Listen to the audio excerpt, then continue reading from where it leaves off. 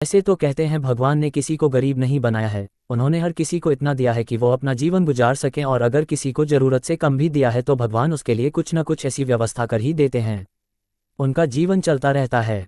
हम अक्सर दूसरों की अमीरी देखकर अपनी अमीरी और गरीबी का अंदाज़ा लगाते हैं। यदि हमारे पास 10 रुपये हों और सामने वाले के पास 100, तो हम अपनी नज़रों में गरीब हो जाते हैं और सामने वाला अमीर हो जाता है। हम यह नहीं सोचते कि एक व्यक्ति कितनी मेहनत से रुपये कमाता है, 100 काम कर रहा है, उसकी ज़रूरतें क्या हैं। हम तो बस दूसरे की दौलत देखते हैं और अपनी राय बना लेते हैं।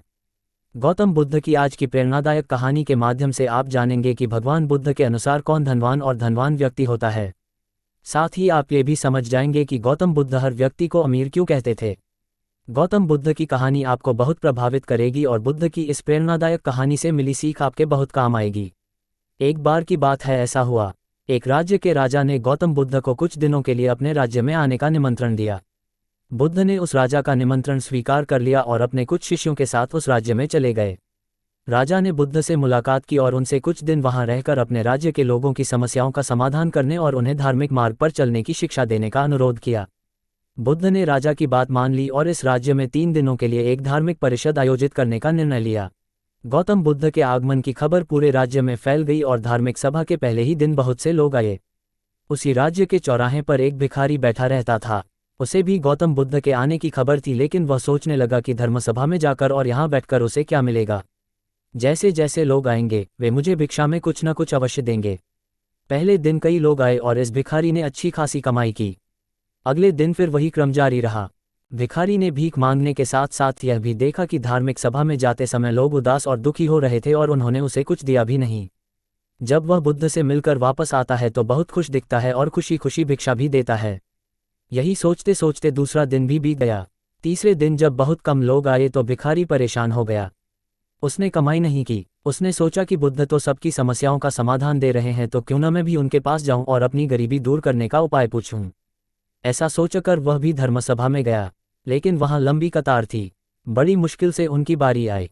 बुद्ध के पास पहुंचकर उसने प्रणाम किया और कहा, प्रभु, इस गांव में सभी लोग सुखी हैं और सभी लोग धनवान तथा सुख सुविधा संपन्न हैं, फिर मैं गरीब क्यों हूं?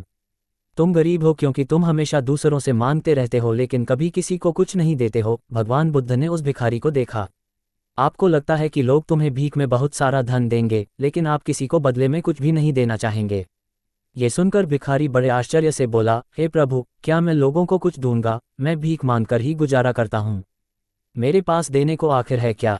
बुद्ध कुछ देर के लिए चुप हो गए और कुछ देर रुककर बोले, तुम बहुत मूर्ख हो। भगवान ने तुम्हें और हम सभी को किसी को देने या दूसरों के साथ बांटने के लिए बहुत कुछ दिया है।